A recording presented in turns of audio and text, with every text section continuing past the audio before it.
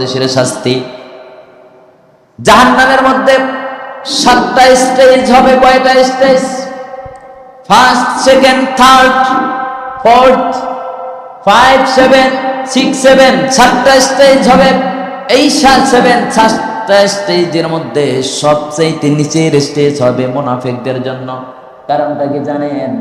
মুনাফিকরা সবচাইতে দুনিয়ার মধ্যে বেশি ফ্যাসাদ সৃষ্টিকারী, বেশি ভয়াবহ। কারণ কি জানেন? আল্লাহর নবীর পিছনে এই মুনাফিকরাও নামাজ আদায় করেছে কি করে নাই? করেছে। মুনাফিকরা নামাজ আদায় করেছে মানুষকে দেখানোর জন্য, আর মুমিনেরা নামাজ আদায় করবে আল্লাহকে দেখানোর জন্য। কাকে? জোরে বলেন। আল্লাহকে খুশি করার জন্য নামাজ পড়বে। এই জন্য মুনাফিকের জন্য আমার আল্লাহ রব্বুল আলামিন একটা সূরা ডেডিকেটেড করলেন, যে সূরাটা অনেক বড়। মুনাফিকদের চরিত্র নিয়ে অনেক আলোচনা করতে হয়, চিনতে অনেক কষ্ট হয়, অনেক বড় লম্বা, ঠিক কিনা জোরে বলেন। আর কাফেরদের চরিত্র, কাফেরদের চিনতে বেশি কষ্ট হয় না, সরাসরি ইসলামের বিরুদ্ধে মোকাবেলা করে সামনাসামনি।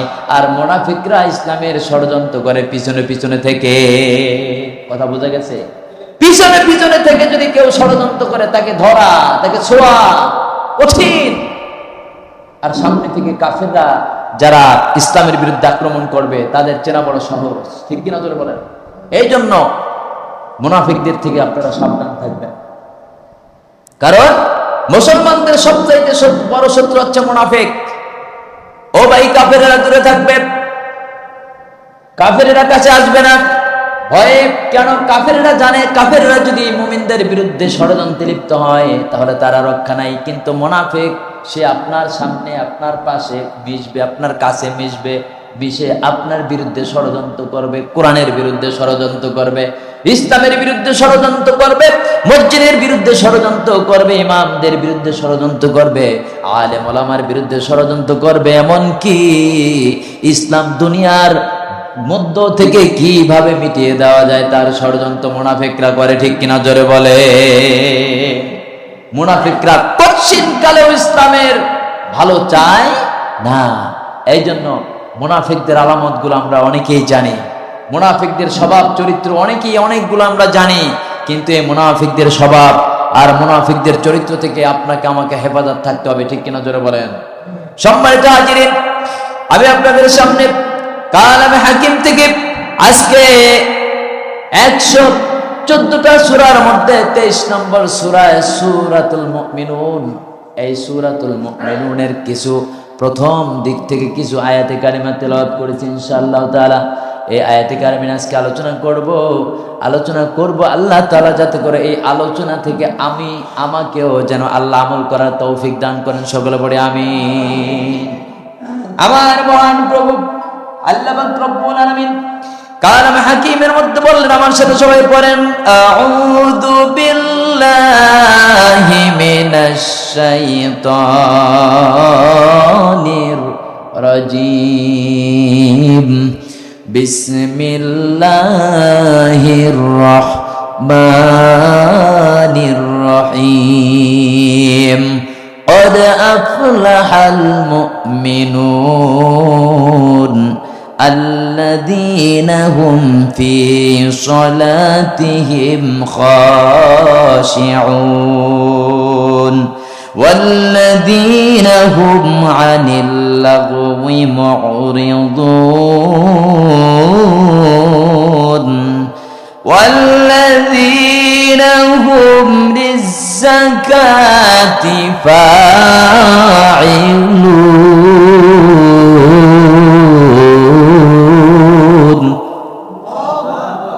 আমার আল্লাহ পাক রব্বুল আলামিন কোরআনুল কারীমের 114টি সূরার মধ্যে সূরার নাম্বার হচ্ছে 23, সূরাতুল মুমিনুন।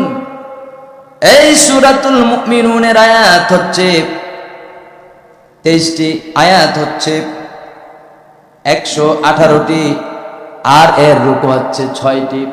6টি রুকুর মধ্যে আমার আল্লাহ পাক রব্বুল আলামিন 118টি আয়াত দিলেন। আর এই 118টি আয়াতের মধ্যে আমি মাত্র কয়েকটি আয়াত আপনাদের সামনে তেলাওয়াত করেছি। আমার আল্লাহ পাক রব্বুল আলামিন যদি এর থেকে কিছু আমল করার তৌফিক আমাদের দেয়, এই জন্যই আজকে এই সূরা আমি বেছে নিয়েছি।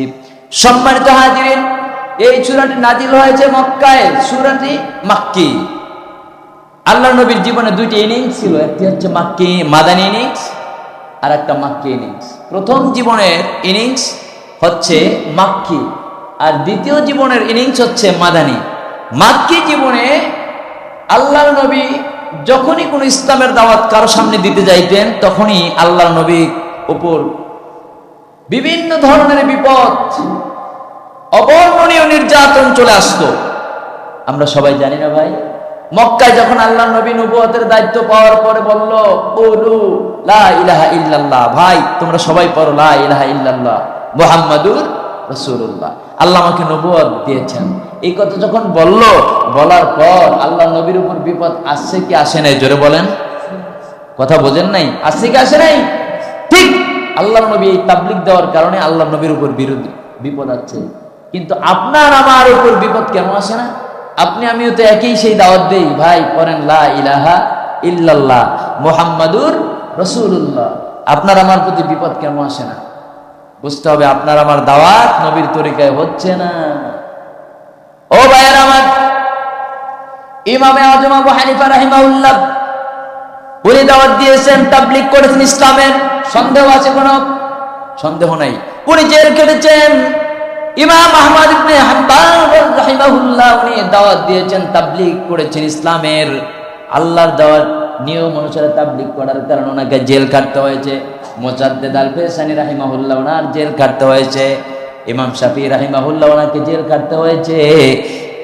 আমাদের ইমাম আবু হানিফা রাহিমাহুল্লাহ উনি জেলের মধ্যে ইন্তেকাল করেছেন। ঠিক কিনা জোরে বলেন? তার মানে হচ্ছে ইসলামের সঠিক কথা যদি বলতে গেলেই আপনার উপর বিপদ একের পর এক নেমে আসবে, এটাই স্বাভাবিক। এই জন্য আপনি বলবেন না যে অমুকে আলোচনা করার কারণে অমুকের উপরে বিপদ হচ্ছে, আল্লাহ বিচার করছে। নাউযুবিল্লাহ পড়েন, আছে না নাই? এরকম কিছু মুনাফিক মার্কা মানুষ আছে না নাই?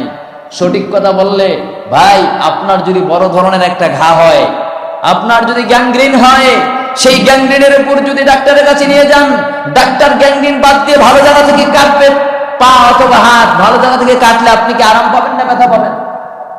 ব্যথা পাবেন, অবশ্যই ব্যথা পাবেন। আপনার যদি কেটে যায়, ছিঁড়ে যায়, ফোড়া হয়, তার উপর যদি ভায়োডিন জাতীয় অথবা হেক্সিচল জাতীয় অথবা পভিডন আয়োডিন জাতীয় যাই ওষুধ লাগান না কেন, লাগানোর সঙ্গে সঙ্গে দেখবেন একটা কামড় দেয়, ধরে। ঠিক আজকে সমাজের মধ্যে মানুষের প্রত্যেকটা রন্ধ্রে রন্ধ্রে, প্রত্যেকটা সেক্টরে জায়গায় জায়গায় ঘা হয়ে গিয়েছে। দুর্নীতির ঘা, সুদের ঘা, ঘুষের ঘা, আল্লাহর কোরআনের বিরুদ্ধের ঘা। কোরআনের বিরুদ্ধের ঘা বোঝেন তো? কোরআনের হুকুম মানে না, নাম দিয়েছে ইমান আলী, নামাজ পড়ে না, এক ওয়াক্ত আছে না নাই? নাম দিয়েছে আব্দুল ওয়াহাব, আল্লাহর নাম, কিন্তু সুদের ব্যবসা করে আছে না নাই? ও ভাই, এমন লোক আছে নাম দিয়েছে সুন্দর ভালো ভালো নাম, কিন্তু এমন খারাপ কাজ তার থেকে হয়। ইসলামের সবচাইতে দুশ্চরিত্র লোকগুলো, সবচাইতে দুশ্চরিত্র লোকের অন্তর্ভুক্ত ওই ব্যক্তি হয়ে যায়, আছে না নাই? সুতরাং কোরআনের আলোচনা যদি ওই ব্যক্তির উপর পড়ে, তখন কোরআনের আলোচনা আমরা তো ওই ব্যক্তিকে ইন্ডিকেটেড করি না, তখন ওই ব্যক্তির গায়ে লাগে। আর ওই ব্যক্তির গায়ে যখন লাগে, তখন ওনার গা জ্বালা পোড়া করে। জ্বালা পোড়া করলে উনি আলেমদের উপর চড়াও হয়, আছে না নাই? সম্মানিত হাজিরান, আপনাকে আমি বলছি, আপনাকে ইন্ডিকেটেড করে বলছি না, কোরআনের আলোচনা করলে যদি আপনার গায়ে লাগে, আপনি ধৈর্য ধরেন। আল্লাহর কসম করে বলছি, আল্লাহ আপনাকে হেদায়েত দিবেন যদি ধৈর্য ধরতে পারেন। আল্লাহর কসম করে বলছি, আপনি যদি ধৈর্য ধারণ করে কোরআনের কথাকে একটু মেনে নিতে পারেন। যখন কোন বান্দাকে, আমরা যখন ছোট্ট ছিলাম, মা নিয়ে যেত টিকা দেওয়ার জন্য, যখন টিকা দিত, টিকাটা দিলে বলতো বাবা একটু ধৈর্য ধরো, কিছুক্ষণ ব্যথা করবে। একদিন, 2 দিন, 3 দিন ফুলে যেত, ঘাও হয়ে যেত, ঘা হওয়ার পর একটা দাগও হয়ে যেত। ঠিক কিনা জোরে বলেন? মুরব্বীদের দিত 2টা, আমারও একটা আছে বোধহয়, একটা টিকার ঘা। এই ঘাটা কেন দিত? এই ঘাটাকে হয়তো কি আমাকে মেরে ফেলানোর জন্য না বাঁচানোর জন্য? ভাই কথা বোঝেন না আমার? বাঁচানোর জন্য দিত। বিভিন্ন হাত, যক্ষা, বিভিন্ন রোগের প্রতিষেধক হিসাবে এই টিকাগুলো দেওয়া হয়। ঠিক আপনি যদি কোরআনুল কারীমের এই টিকাগুলোকে আপনি একটু শরীরের মধ্যে অ্যাডজাস্ট করে নিতে পারেন, শরীরটাকে যদি মানায় নিতে পারেন, আপনার একটু মনের মধ্যে যদি খারাপ লাগে, আপনি একটু কষ্ট করে মেনে নেন, আমি বলছি আল্লাহ আপনার উপর রহমত নাজিল করবেন। সুবহানাল্লাহ বলেন। এই যে আল্লাহ রহমত নাজিল করবেন, এটা আমি বলিনি, আল্লাহই বলছে। আমার আল্লাহ পাক রব্বুল আলামিন বলেন, নাযালনা আলাইকাল কিতাবা তিবয়ানান লিকুল্লি শাইইন ওয়া হুদাও ওয়া রাহমাতাও ওয়া বুশরা লিল মুসলিমিন।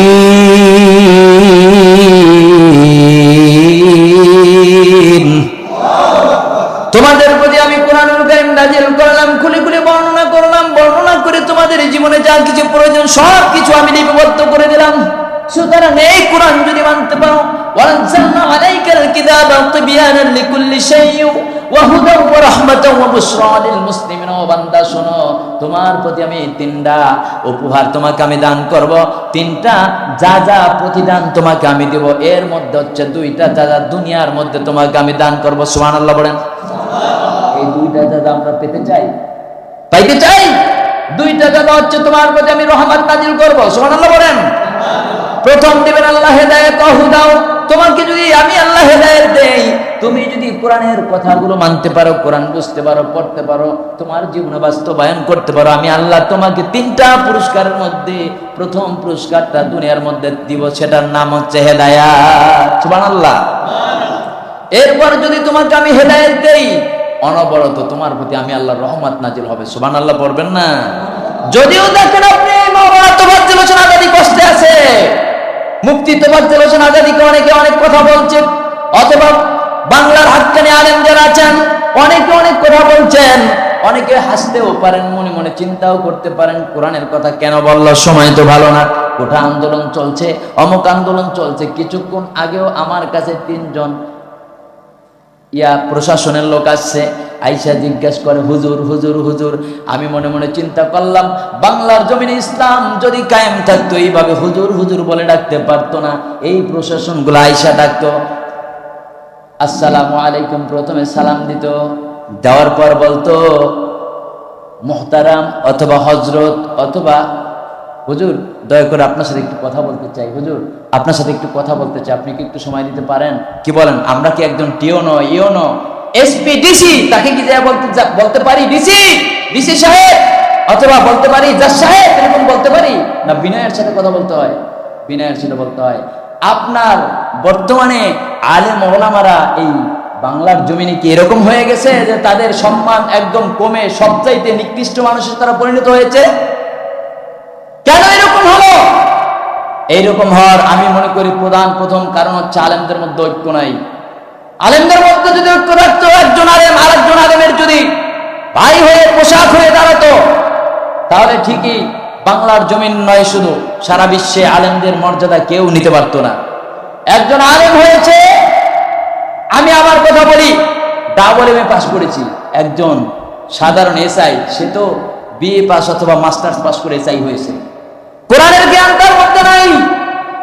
কোরআনের জ্ঞান কমপক্ষে 10 বছর পর্যন্ত কোরআন নিয়ে রিসার্চ আর গবেষণা করতেছি। এরপর মনে বড় দুঃখ লাগলো, বলার তো কিছু নাই, সমাজ তো এরকমটাই হয়ে গিয়েছে।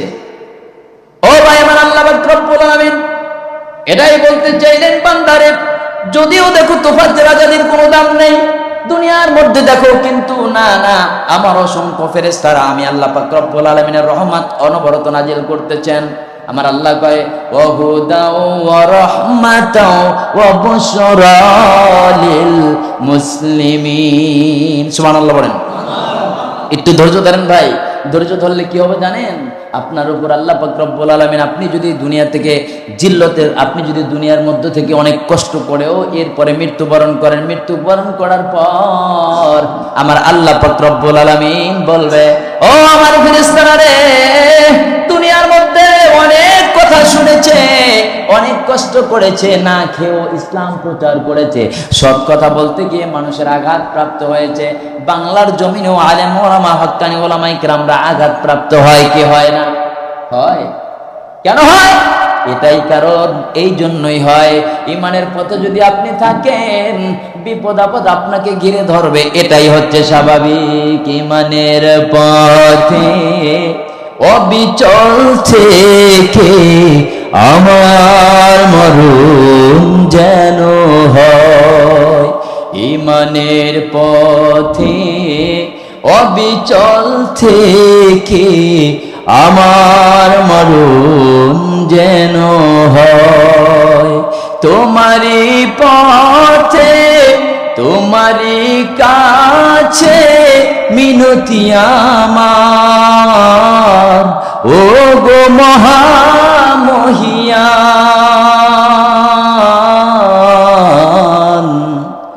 ইমানের পথে অবিচল থেকে আমার মরণ যেন হয়। আল্লাহু আকবার বলেন। ও ভাইয়েরা আমার, এই জন্য আমাদের মুমিন হওয়া দরকার আছে না নাই? মুমিনরা কোনো বাতিল শক্তিকে ভয় পায় না, ঠিক কিনা জোরে বলেন। মুমিনরা কোনো অশুভ শক্তিকে ভয় পায় না।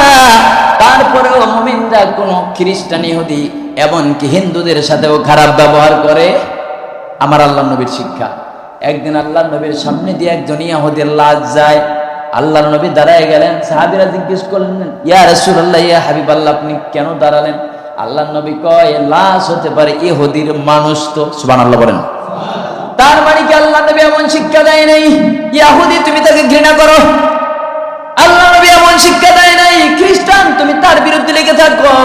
আল্লাহ নবী এমন শিক্ষা দেয় নাই যে তুমি কি বলে বৌদ্ধ তাই বলে তুমি তাকে ঘৃণা করে, এমন শিক্ষা আল্লাহ নবী দেয় নাই। তবে 4টা কর্মসূচির নিয়ে আল্লাহ নবীর ইসলাম এই দুনিয়ার মধ্যে জারি হয়েছে, কায়েম হয়েছে। সুবহানাল্লাহ।